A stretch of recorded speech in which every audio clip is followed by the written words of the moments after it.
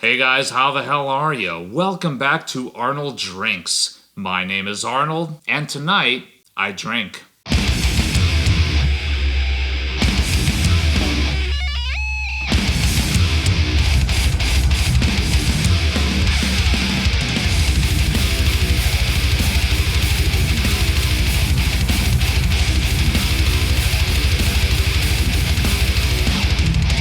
Tonight I am drinking Redwood Empire's Pipe Dream, which is a blended bourbon whiskey. This is bottled in Sonoma County, California, bottled in wine country, but it does contain a blend of various distilleries from kind of all over the country, probably including MGP there since it does list Indiana. One thing that can be said for Redwood Empire is that they are very transparent about the fact that they're getting their stuff from various distilleries. They're very transparent about this being a blend. They're not hiding anything really. It's just a straight up 90 proof bourbon that is meant to be something kind of special for the price point. So this was about a $35 bottle when I purchased it. And I also have to declare too that when I was first getting into bourbon, this was one of the very, very first ones that I ever tried that I genuinely liked at the time. But it's been about maybe 5 months since I've had it, so let's see if my impression of it back then is carrying over to how it is these days.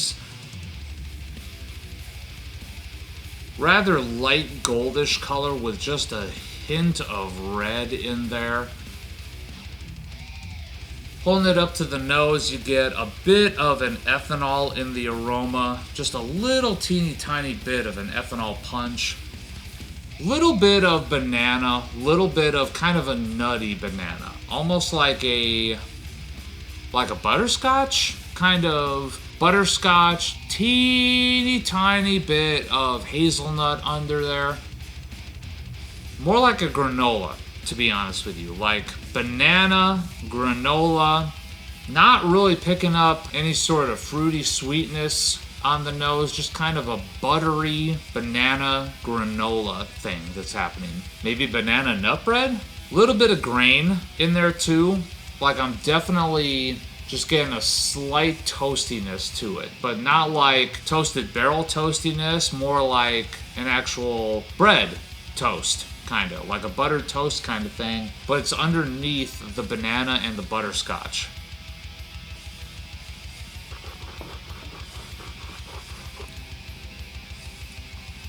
So, somewhat banana forward, somewhat with that sort of banana bread thing happening.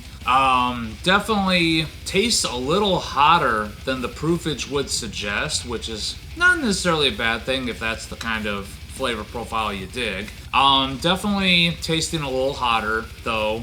You get that banana toast kind of thing happening at the front. Buttery, slightly oilier in the mouthfeel than what the proofage would suggest. Definitely that toast thing. That sort of hazelnut and butterscotch note that I was mentioning in the aroma is kind of hitting about halfway through the tasting. So it kind of hit like in the mid palate, but it's one of those things that kind of slowly rolls in. Like you get that banana bread first, and then all of a sudden here comes the butterscotch, here comes the hazelnut that's in there.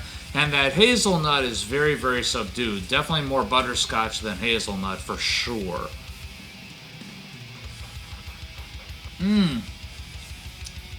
Second taste is significantly less dry than the first. I wonder if maybe I was just having a little bit of an aftertaste in my mouth from something previous, but a lot less astringency on the second time through. Definitely more of that butterscotch note the second time through. It's not like a butterscotch bomb, it's just ever so slightly in there.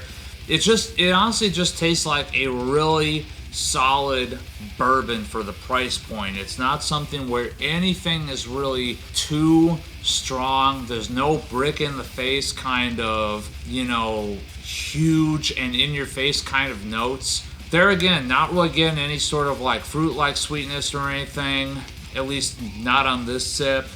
The finish this time around is a little bit longer, a little bit more lingering, but definitely significantly less dry.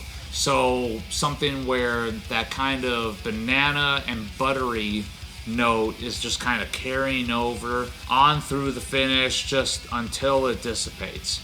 Let's go in for one more sip here. Where the hell did that come from? So all of a sudden on this third sip, now all of a sudden I'm getting a bit of apricot. That's cool. That's kind of a nice little thing that came out of nowhere that I wasn't really detecting the first and second times through. Just a bit of apricot. It's kind of bringing everything else along with it. It's kind of accentuating that butterscotch, accentuating the buttered banana bread toast kind of thing. It's just kind of adding a bit to it and pulling everything else together.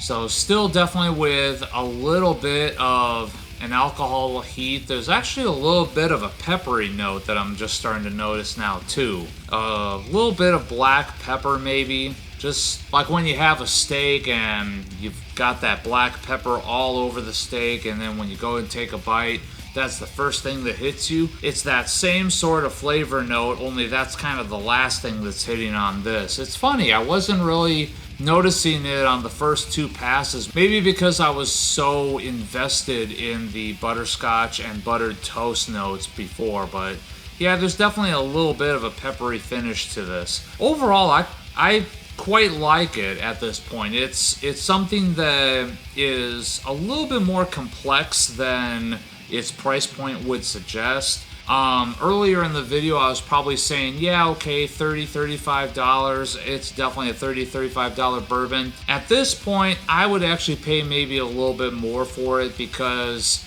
now here on several times through, I'm getting a little bit different notes, a little bit different notes, a little bit different notes every single time I go in, and that's kind of adding to the overall experience of it. At the same time, it's definitely not something that tastes super rich and super duper complex. It's just really, really, really damn solid. Let's go in for another sip here, just because we've had such good luck up at this point. Everything has been coming in waves with every sip that I have. So let's try it again. Let's see if anything new comes out.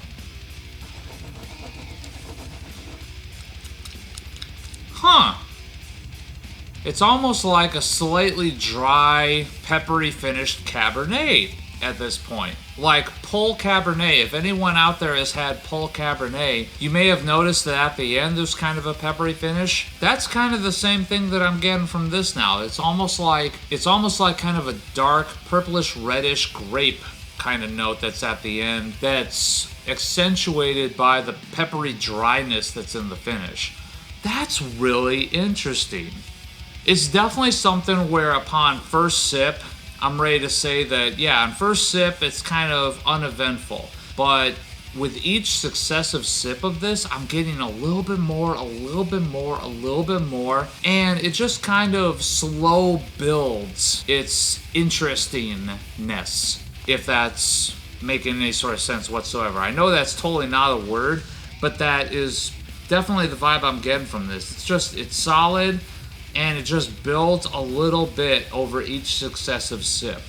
That's kind of rad. That's kind of cool if you ask me. So, yeah, I quite dig this. Kudos to you, Redwood Empire. You've earned a place on my shelf. So thank you guys so very, very much for tuning in. Please remember to like this video, subscribe to this channel, and as always, take what you do seriously. Do not take yourselves too seriously.